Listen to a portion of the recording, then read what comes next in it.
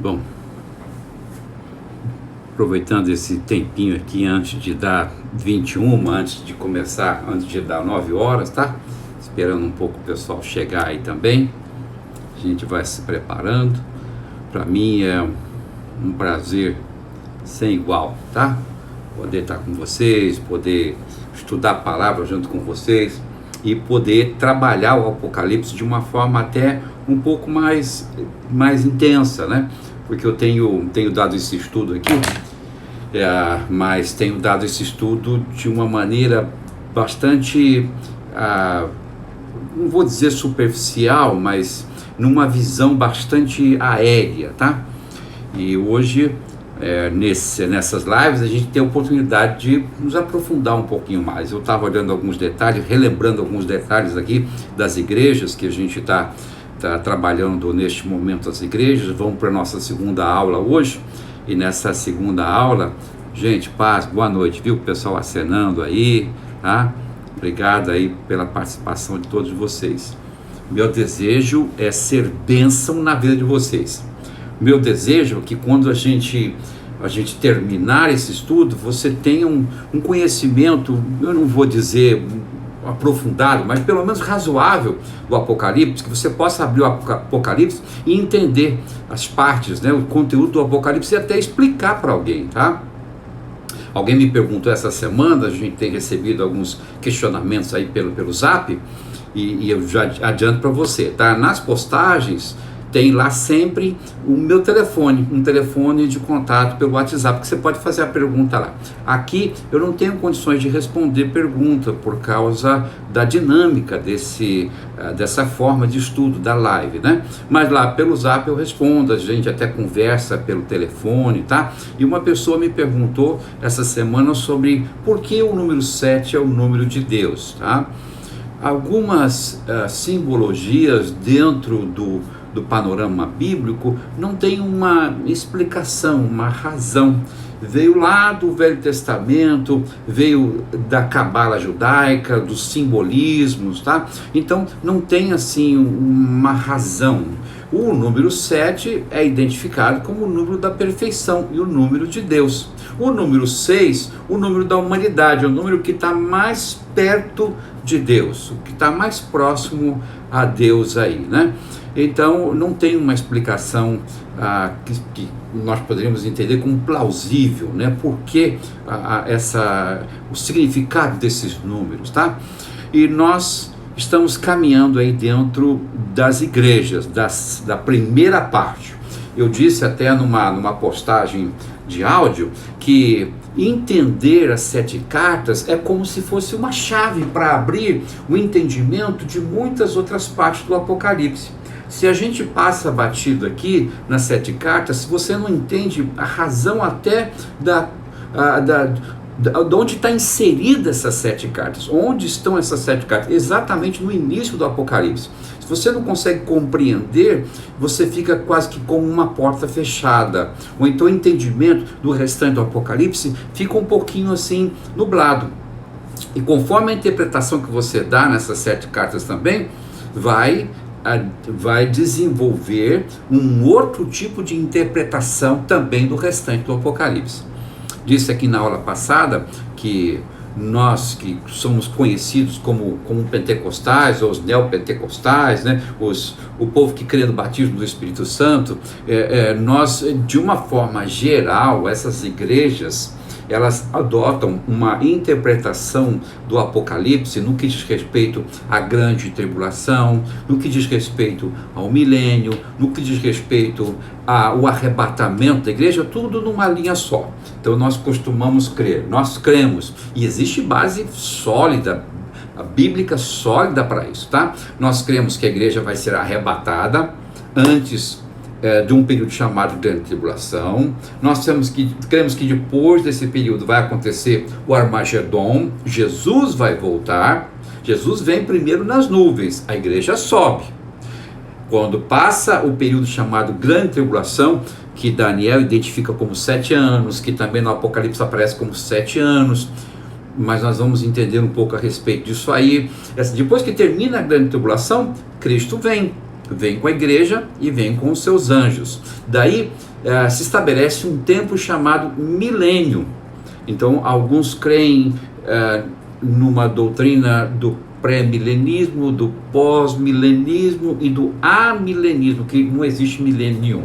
Pois bem, nós, Igreja do Evangelho Quadrangular, nós da Igreja do Evangelho Quadrangular do Aeroporto. Por que o senhor está falando isso, pastor? Porque, na realidade, essas aulas é a escola bíblica da Igreja do Evangelho Quadrangular do Aeroporto, mas está aberto para todos participarem, tá? Nós cremos dentro dessa linha de interpretação que é considerada uma linha de interpretação pentecostal. Bom, gente, vamos lá então? Vamos caminhar dentro do nosso estudo nessa segunda aula, tá? Nós paramos semana passada na segunda carta, a carta para a igreja de Esmirna. Carta para a igreja de Esmirna. Nós olhamos um pouco a carta para a igreja de Éfeso e entendemos ali que o Senhor tece elogios a essa igreja, mas também uma pequena reprimenda, dizendo assim: eu tenho contra vocês que vocês abandonaram o primeiro amor, aquela paixão, aquele amor, aquele fervor inicial do início da conversão, né, que às vezes acontece com muitos também, né? Eu não sei se você tem a lembrança, acredito que sim, de quando você se converteu, de como você queria que todo mundo entendesse aquela mensagem, e você tinha um amor tremendo, ardente, né? Pelo Senhor, pela igreja, pela obra do Senhor, e muitas vezes com o passar do tempo, com as lutas, esse amor vai esfriando. Foi o que aconteceu com a igreja de Éfeso. A igreja de Éfeso, dentro dessa linha, dessa timeline da igreja, da existência da igreja sobre a face da terra, ela corresponde a um tempo do início da igreja até o ano 100, conversamos sobre isso aí. Em seguida vem a igreja de Esmirna. Esmirna literalmente é mirra, é perfumada, uma igreja perfumada, uma igreja que exala um perfume gostoso, tá? Mas é uma igreja perseguida. É a igreja que vai do ano 100 até o ano 300 aí, 313, tá? Essa igreja é uma igreja foi uma igreja tremendamente perseguida pelo Império Romano. No texto bíblico, na carta que é escrita para a igreja, diz assim: olha, o diabo lançará alguns de vocês na prisão para prová-los, e vocês sofrerão perseguição durante 10 dias. Esses 10 dias aqui é interpretado como 10 períodos de grande perseguição pelo Império Romano. 10 poderosos imperadores romanos perseguiram seguidamente a igreja cristã. 10 grandes, foram 10 blocos de perseguição, um imperador após o outro perseguindo a igreja cristã. É o tempo dessa igreja de Esmirna. A timeline então da igreja de Esmirna é do ano 100 ao ano 313, tá? Em seguida vem a carta à igreja de Pérgamo. Então nós temos Éfeso, uma igreja iniciante, uma igreja fervorosa que esqueceu o primeiro amor. A igreja de Esmirna, a igreja perseguida da época do Império Romano. Agora vem Pérgamo. O que aconteceu em Pérgamo? A igreja estava sendo perseguida, mas alguém já disse isso, tá? Estou apenas repetindo. Um grande líder evangélico aí disse isso certa ocasião, que a igreja cristã é que nem massa de pão. Quanto mais bate, mais a massa cresce. E foi isso que aconteceu. A igreja se espalhou, né? Houve a diáspora da igreja. A igreja se espalhou para várias regiões, Ásia Menor, Europa, se espalhou. A igreja se espalhou por causa da perseguição. E a igreja tendo sido espalhada por causa da perseguição, o que aconteceu? A igreja cresceu. Então, na perseguição, a igreja cresceu. Daí surge um novo imperador. O nome dele foi Constantino I. Constantino I, um homem muito ambicioso, ele se considerava herdeiro, né, da linhagem, herdeiro de Hércules. Ele cria na mitologia grega. E esse Constantino, então, certa ocasião, diz ele que teve uma visão, um sonho, alguns dizem na história, um sonho, uma visão, em que ele viu uma cruz, o símbolo de uma cruz. e uma voz ou um escrito que dizia assim: coloque esse símbolo, leve esse símbolo à frente dos soldados, né, nas batalhas. E ele então acordou daquele sonho e mandou pintar nos escudos uma cruz. E os seus exércitos começaram a ter grandes vitórias. E foi aí que Constantino então se disse convertido ao cristianismo. Com isso, o que é que Constantino fez? Constantino trouxe um edito, uma ordem, né, imperial para cessar a perseguição à igreja cristã em todo o Império Romano. Então a igreja, a partir dali, ano 303 mais ou menos, a igreja a partir dali começou a ter liberdade de culto.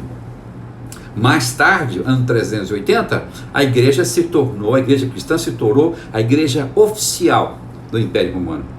Com isso, a igreja passou a receber subsídio, apoio, inclusive em questões materiais da igreja do Império Romano. Pois bem, a estratégia aí, né, nesse tempo da igreja, nesse período aí do ano 313 a 590 mais ou menos, a estratégia, eu acredito que existe esse trabalho do inimigo, existe o trabalho de Deus, o inimigo se opondo ao crescimento, ao desenvolvimento da igreja. Até hoje existe isso, nós sabemos disso, mas ele já é um derrotado, ele já perdeu a guerra, ele já perdeu a batalha. Mas ele, percebendo que não adiantava bater, resolveu favorecer. E a igreja, então, tendo sido favorecida pelo Império Romano, começou a decair, começou a se prostituir na fé. A prostituição é um termo usado nos dias de hoje, não tanto quanto nos tempos bíblicos. A prostituição hoje é relacionada à questão dos prazeres, né, da carne, os prazeres na relação sexual por troca de alguma vantagem financeira, qualquer tipo, não precisa ser moeda propriamente, mas por troca de algum tipo de favorecimento.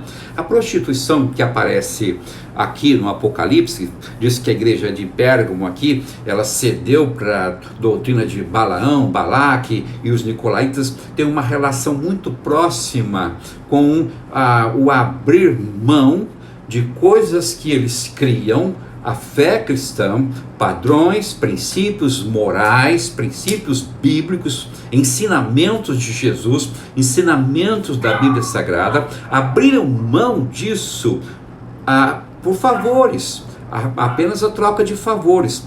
O que aconteceu nessa época aqui? A igreja começou a receber uma enxurrada de pessoas que estavam vindo de outras crenças, do próprio culto romano, de deusa Afrodite em algumas regiões, da deusa Diana e outros tipos de culto.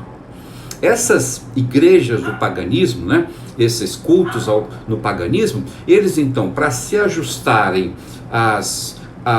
àquilo que o Império Romano estava requerendo, estabelecendo como igreja oficial, eles então adotaram algumas práticas do cristianismo, vejam, mas conservavam outras práticas do paganismo. Então, muitas igrejas sofreram uma mistura muito grande. E foi exatamente aí nesse período que foi introduzido na igreja o culto usando imagens. Por quê? Porque o povo vinha do paganismo e trazia consigo seu próprio Deus. Trazendo consigo seu próprio Deus, eles implementavam essa nova prática dentro da igreja. Foi depois desse período que houve uma cisão muito grande entre a igreja do Oriente e a igreja do Ocidente. Tiveram até um concílio para decidir a respeito se aceitavam as imagens ou não. E a primeira ideia de fazer como deusa, né? Divinizar, eu acho que é isso mesmo, não sei se tem essa palavra, mas divinizar uma imagem feminina foi exatamente nesse tempo aqui. Por quê? Porque havia o culto à deusa Diana e era uma figura feminina. E se você olhar nos estudos arqueológicos, né, a respeito das imagens da deusa Diana, você vai encontrar uma figura feminina com uma criança no colo. Então a primeira imagem feminina divinizada veio no culto à deusa Diana, que foi trazida para dentro da igreja cristã nessa época. E o questionamento era: vocês só têm deuses homens, né? Vocês só cultuam homens, vocês não cultuam, vocês não têm uma deusa, então vocês só têm pai, vocês não têm mãe. Esse conceito, exatamente nesse tempo, no tempo da igreja de Esmirna, é que adentrou a igreja. Então, a igreja favorecida deixou de ser perseguida e passou até mesmo posteriormente a ser uma igreja perseguidora, tá? Em seguida vem um outro tempo de uma igreja, que é a próxima carta, a igreja de Pérgamo. Igreja de Pérgamo, tá, gente? Vai do ano 300 até o ano 590. A igreja de Esmirna, do ano 100 ao ano 300. A igreja de Pérgamo, de 313 a 590. Essa igreja de Pérgamo, tá? Era uma igreja que já estava estruturada por causa do apoio do Império Romano e estava desenvolvida com relação às suas dioceses, a sua estrutura eclesiástica muito bem estruturada.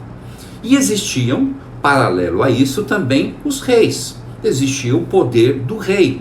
Então, o império secular, de uma certa maneira, queria gerir, queria mandar na estrutura da igreja. Eles não tinham oficialmente uma figura como figura do Papa. Preste bem atenção. Se você for fazer uma pesquisa e perguntar para qualquer um qual foi o primeiro Papa, eles vão dizer: foi Pedro. Mas não foi Pedro, tá, gente? Pedro não foi o primeiro Papa, historicamente falando. No primeiro século, no segundo século, os bispos da igreja cristã que eram mais proeminentes, os bispos, os episcopos, no grego, os que cortam as arestas, né? Os que administram, os que organizam a obra do Senhor de uma forma geral. Esses episcopos, esses bispos, quando eles eram muito destacados no seu trabalho, então eles eram chamados de papa. Eram chamados de papa. Então tinham 2, 3 papas naquela época. Então eles não tinham oficialmente, mas foi nesse período aqui em que começou a haver uma ingerência do Império Romano sobre a igreja, a organização e a estrutura da igreja católica, que eles resolveram criar, então oficializar a imagem de uma figura proeminente que fosse o líder de toda a igreja. E aí o dogma não é a igreja que está submissa ao Estado, mas é o Estado que está submisso à igreja. Não é a igreja, não é o rei que manda na igreja, mas é o Papa que manda no rei. E ele tinha uma autoridade por essa linha mesmo. Ele tirava rei e colocava rei. Ele dava apoio para quem ele quisesse para se tornar rei, e ele tirava o apoio de algum rei que já estava lá e destronava o camarada. E chegou a um tempo que o próprio Papa se tornou rei dentro da história. Houve esse momento. Então a figura do Papa surgiu no momento de necessidade de se estabelecer, a igreja estabelecer uma liderança que pudesse responder pela igreja à altura do rei, até acima do rei. Essa é a igreja de Pérgamo, a igreja que passou a perseguir os judeus, passou a perseguir qualquer um que não professasse a mesma crença, onde se instituiu, por exemplo, as inquisições. As pessoas tinham seus bens, as suas famílias, os homens eram mortos e tomavam seus bens, as pessoas eram presas e morriam na Inquisição para confessarem ou negarem ali aquilo que eles criam, tá? Então houve uma grande perseguição a tudo aquilo que não representava o cristianismo. De perseguida, a igreja, favorecida pelo Estado, decaiu, se prostituiu na sua fé, se misturou com as crenças pagãs, se tornou forte e passou a ser perseguidora de outras crenças. Logo após isso, essa igreja de Pérgamo, temos outra igreja que aparece aqui, que é a próxima carta, que é a igreja de Tiatira, tá? A igreja de Tiatira é uma igreja que continua de forma galopante aí a estrutura papal então se estabelece de uma forma plena, tá? E ela continua aí, e ela é condenada porque ela tolera, aqui no verso 20, capítulo 2, tolera a profetisa Jezabel. Ora, quem foi Jezabel no panorama bíblico? Jezabel foi esposa de Acabe, um rei. Esse rei da nação de Israel trouxe uma mulher de fora e se casou com ela. Essa Jezabel trouxe consigo os Baalins, os Astarotes, né?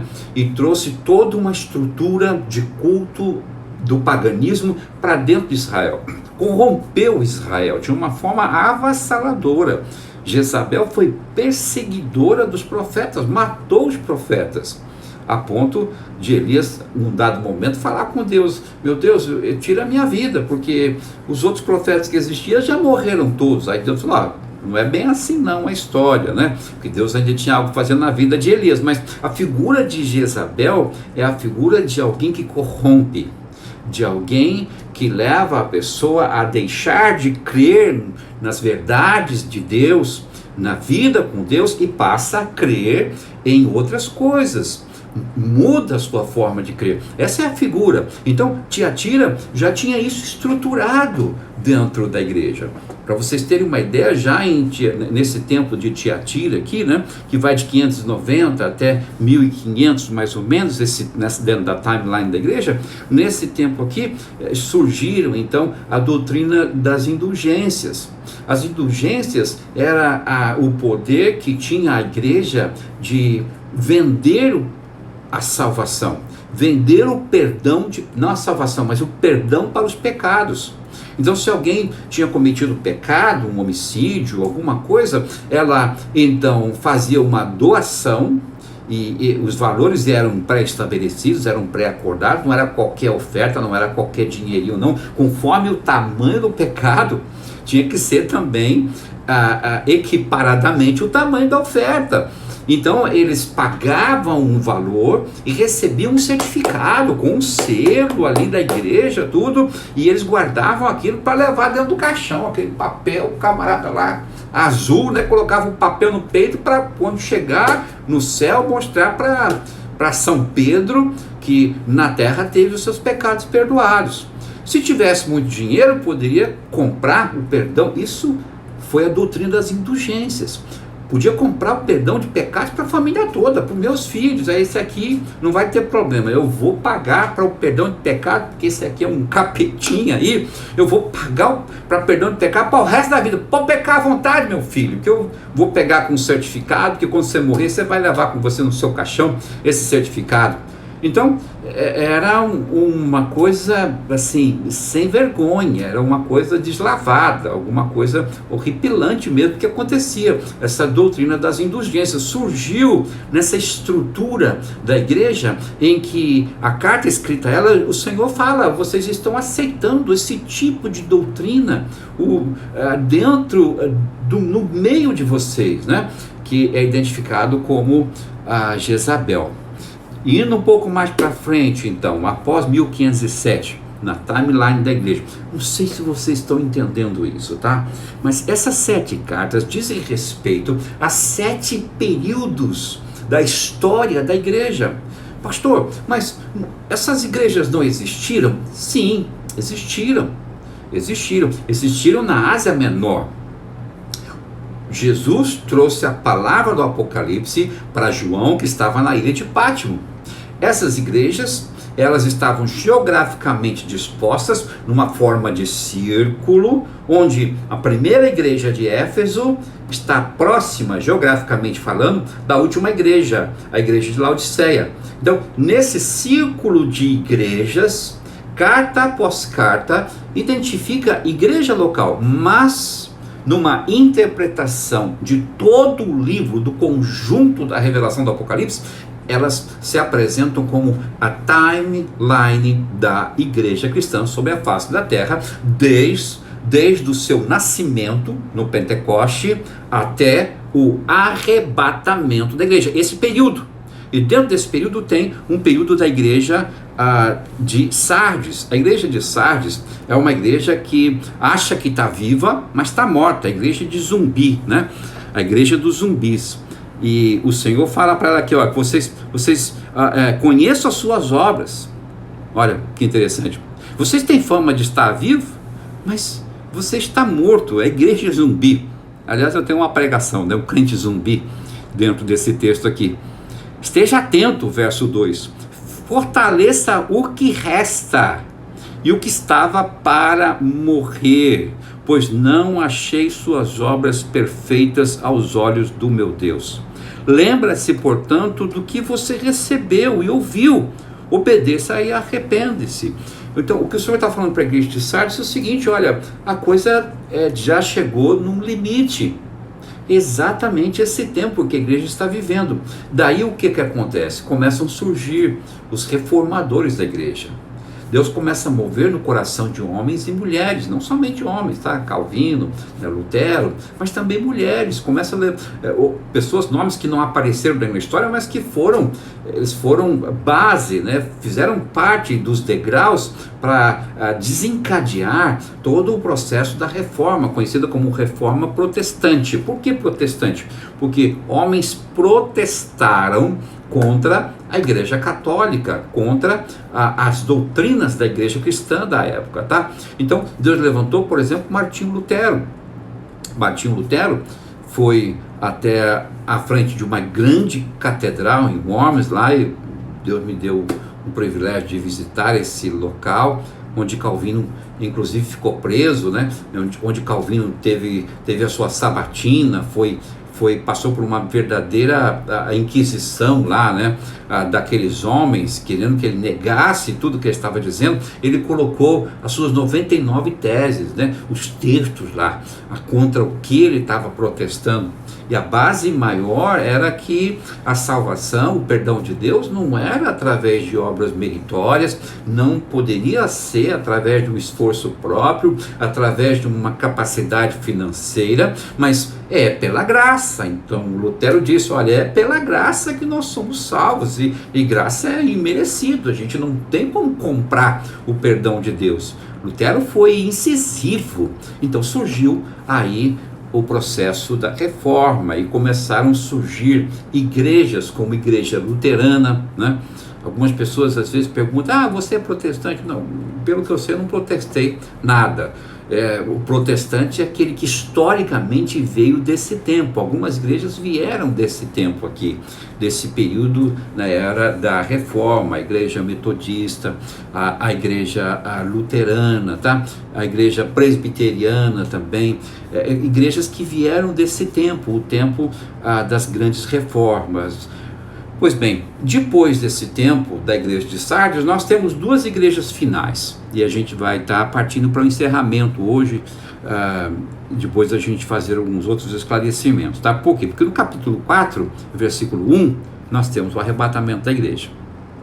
Entenda, a igreja tem uma história sobre a face da terra, e um propósito. O Senhor Jesus Cristo veio, morreu na cruz do Calvário, mandado por Deus Pai para a minha salvação, para a tua salvação.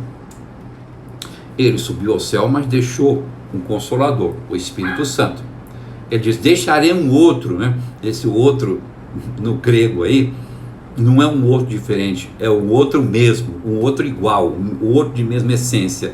Esse sentido que está lá quando ele fala que eu deixarei um outro. O Espírito Santo, o Paracleto, né?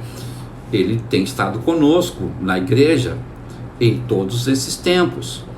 E a igreja vem caminhando em perseguições, em favorecimentos, em movimentos de reforma, e em seguida surge uma igreja, duas igrejas finais, que são igrejas que estão no nosso contexto, são contemporâneas a nós, a igreja Filadélfia e a igreja Laodiceia. Eu preciso tanto que você compreenda isso. Essas duas igrejas, elas estão convivendo às vezes no mesmo espaço físico. Eu não preciso dizer para você, eu acredito que igreja, mais do que nunca, hoje nós estamos experimentando uma verdade que falávamos tanto, né? Igreja não é um edifício. E parece que Deus teve que mandar essa pandemia para a gente tomar uma consciência clara. Igreja não é o edifício. Igreja somos nós. Sentimos, sim, muita falta de estarmos juntos, de abraçarmos, de olharmos para o irmão e falar: irmão, eu te amo. E como você faz falta na minha vida, meu irmão. Isso tudo é muito importante, sem dúvida. Mas igreja somos nós. Igreja é você. Então, essas duas igrejas finais, dessas duas últimas cartas finais, a igreja Filadélfia e a igreja Laodiceia, são igrejas que estão convivendo no mesmo contexto, são igrejas do mesmo período, de 1730 até os dias de hoje e até o arrebatamento. Igreja Filadélfia, igreja Laodiceia também, uma igreja que começou a surgir do ano 1900 para frente, a igreja cristã novamente se tornou rica, e aí começa a surgir a igreja Laodiceia, mas essas duas igrejas estão presentes. A igreja Filadélfia é a igreja missionária, a igreja que só recebe elogios. É tão interessante, em todas as cartas sempre aparece assim, aparece um elogio, mas aparece também uma palavra de disciplina, algo que precisa ser corrigido, em todas. A igreja Filadélfia só recebe elogio. E essa igreja é a igreja do arrebatamento. Igreja Filadelfos, Philos Delfos, o amor pelo irmão. A igreja que ama, a igreja que aprendeu a amar. É uma igreja missionária, uma igreja que no coração arde o trabalho missionário. É uma igreja que surgiu, nos grandes movimentos missionários após a reforma, e que existe até hoje, os trabalhos missionários. Existe essa igreja, uma igreja preocupada em ganhar almas, tá? E a esta igreja está dito assim, olha, no verso 10 do capítulo 3, preste bem atenção: visto que você guardou a minha palavra de exortação à perseverança. A palavra-chave é perseverança. Não perseverou, prostitui. Troca a fé pelos prazeres da carne. Troca a fé por uma amizade. Troca a fé por um barzinho. Troca a fé por um relacionamento inadequado. Troca o que crê por aquilo que quer, por aquilo que deseja. Então, o Senhor diz para a igreja de Filadélfia, e tomara que você seja Filadélfia, diz assim: porque você guardou a minha palavra de exortação à perseverança, eu também o guardarei, veja, da hora da provação. Um outro texto diz da grande provação, que virá, que está por vir sobre todo o mundo, para pôr à prova os que habitam na terra. A palavra aqui, os que habitam na terra, é uma palavra grega só, uma palavra que dá a ideia daqueles que fazem da terra o seu lar, o seu mundo, a sua casa. É a ideia de alguém, a ideia sobre aqueles que têm nesta vida aqui, tão somente nesta vida, o início, meio e fim. Então o Senhor está dizendo para a igreja de Filadélfia: porque você perseverou, porque você não abriu mão, porque você não negociou, porque você não cedeu espaço, você ficou firme. Quem sabe com alguns deslizes, tenho certeza que sim, mas ficou firme, não se desviou do caminho do evangelho, não abriu mão, não quis viver uma vida dupla. Porque você viveu assim, preste atenção, eu vou te poupar, vou guardar você da hora da provação que está por vir sobre o todo mundo. É a grande tribulação. Esses dias uma pessoa me perguntou assim: pastor, isso já faz parte da grande tribulação? E aí eu fiz essa pessoa lembrar de uma palavra de Jesus, que Jesus, sendo questionado, Jesus pregava muito sobre escatologia, tá? Se engana quem fala que Jesus não ensinou sobre isso, por que eu vou ensinar? Se engana, pega lá os sermões de Jesus. Cada sermão tem sempre uma pincelada sobre as últimas coisas. Escatologia é o estudo das últimas coisas, tá? Desculpa, é que às vezes fala uma palavra sem me preocupar se ela está fazendo sentido para a pessoa que está ouvindo ou não. Então, a escatologia é o estudo das últimas coisas. Jesus sempre trazia. Aí, quando terminou o sermão, os discípulos chegaram e disseram assim: Jesus, fala pra gente, quando é que isso tudo vai acontecer? Essa grande tribulação, homem, quando é que vai ser isso? Aí Jesus disse assim: vocês sabem olhar os céus e avaliar pelas nuvens e dizer se vai chover ou não, não sabe? Vocês sabem se o tempo vai mudar ou não, não sabe? Vocês sabem olhar o vento e prever o que vai acontecer. Olha, comecem a perceber os sinais. Os sinais vão preceder um tempo de grande tribulação. Deixa eu dizer uma coisa para você. Você acha que está difícil quarentena? Olha, eu acho que está. É terrível ficar trancado, muito difícil. Mas você não tem ideia do que é realmente o que está contido no livro do Apocalipse, identificado como um período de grande tribulação. O que eu vejo nisso tudo é o cheiro da chuva. Estou sentindo o cheiro da chuva no ar. Mais do que nunca, a igreja está próxima de um evento identificado como arrebatamento, que nós vamos estudar já na próxima aula, tá? Arrebatamento. A igreja vai passar por esse arrebatamento. Vão desaparecer sobre a face da terra milhões de pessoas. Milhões de pessoas. São pessoas da igreja Filadélfia. Infelizmente, junto com essa igreja Filadélfia, tem uma igreja Laodiceia. Essa igreja Laodiceia, ela se tornou rica. Ela vive uma vida confortável. Ela quer viver na sua zona de conforto. Ela não quer sair dos seus limites. Ela quer viver para si mesma. Essa é a igreja Laodiceia. A cidade de Laodiceia, agora, historicamente falando, uma cidade muito rica, uma cidade que tinha lá os seus balneários de águas termais, as atividades vulcânicas, né, no subterrâneo, produzia águas termais, então tinham lá banhos medicinais caríssimos, produzia também um colírio. Eles produziam um colírio que era procurado no mundo todo para questões de doenças oculares. E essa igreja então se achava rica. Ela tinha um culto tão para si mesma, tão voltada para os seus próprios interesses, que Jesus fala assim: olha, eis que estou à porta e bato. Fala para Laodiceia: eis que estou à porta e bato. Deixa eu ler aqui para você, para a gente poder já partir para o encerramento, né?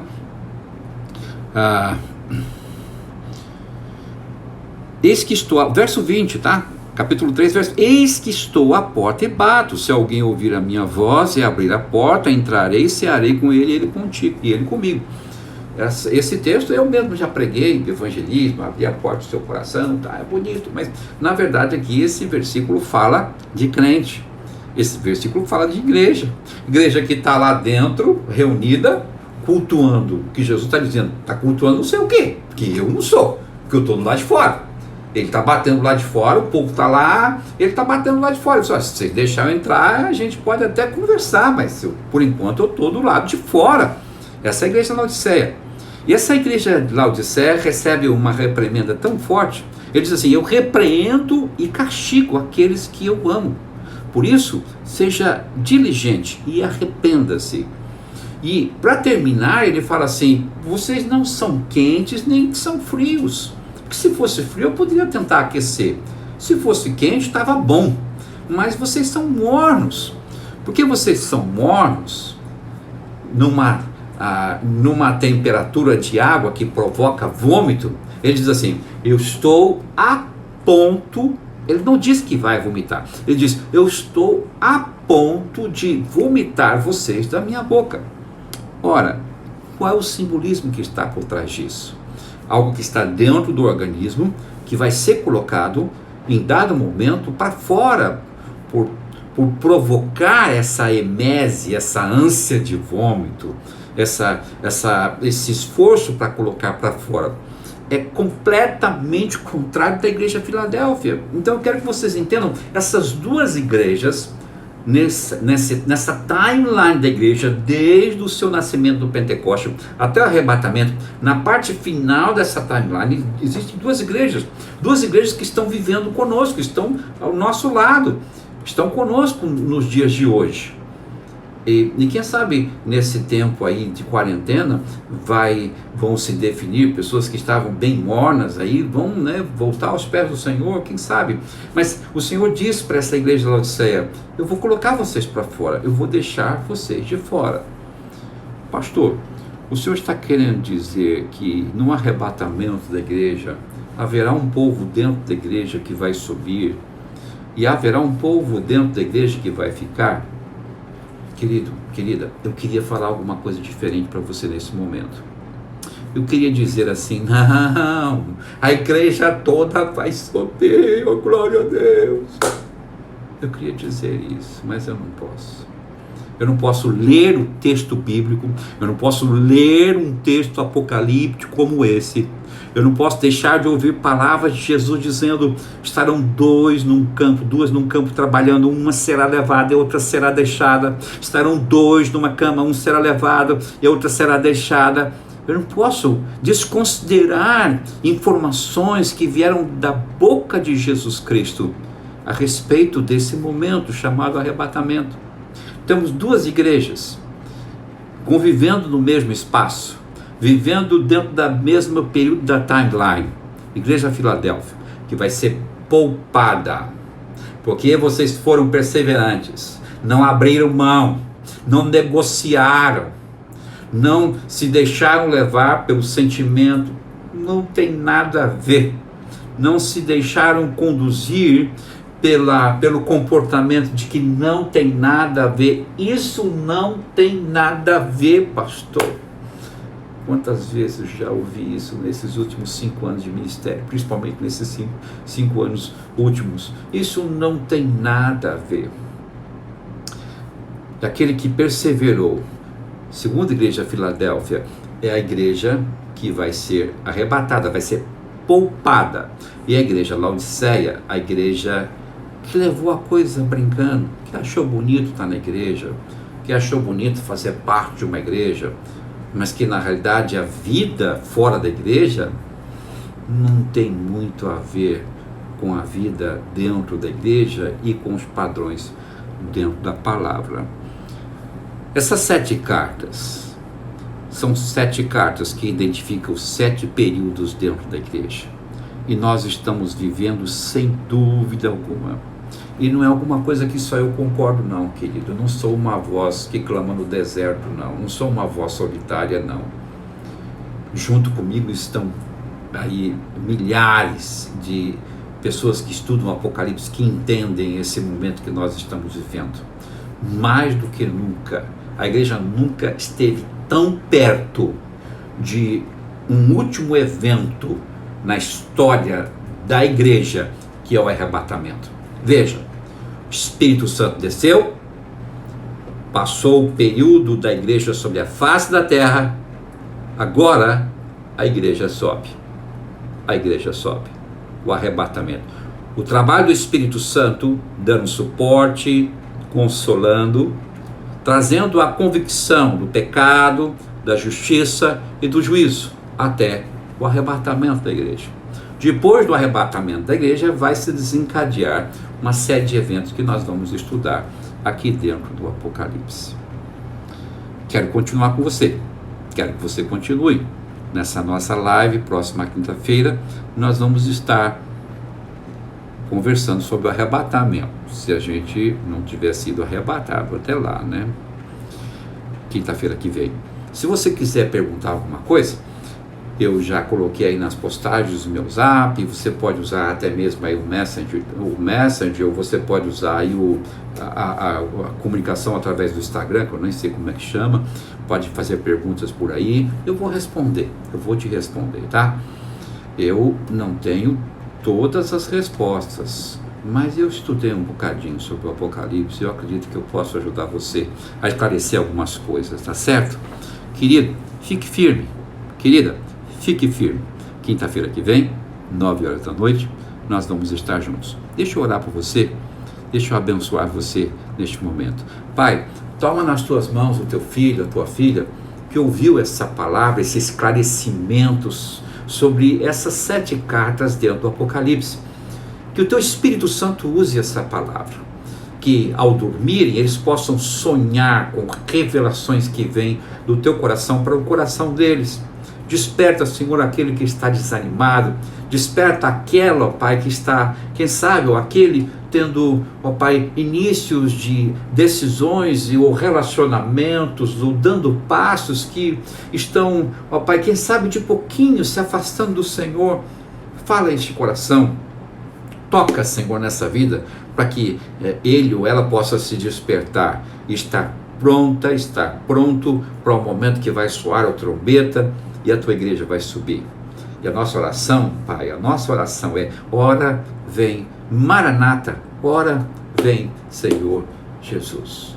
Que o Senhor abençoe a tua igreja, que o Senhor abençoe o teu povo. É a minha oração, em nome de Jesus. Amém. O Senhor te abençoe e até quinta-feira que vem. Obrigado por ter participado.